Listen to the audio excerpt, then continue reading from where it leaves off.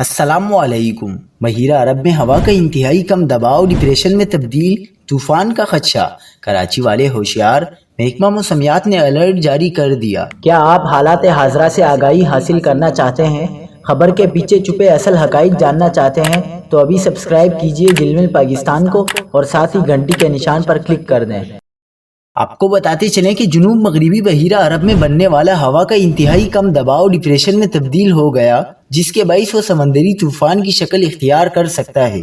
محکمہ موسمیات کی جانب سے جاری اعلامیے کے مطابق ہوا کا کم دباؤ ڈپریشن میں بدل گیا اور موافق سمندری ماحول کے سبب اگلے 24 گھنٹوں کے دوران یہ ڈپریشن ٹروپیکل سائیکلون سمندری طوفان کی شکل اختیار کر سکتا ہے۔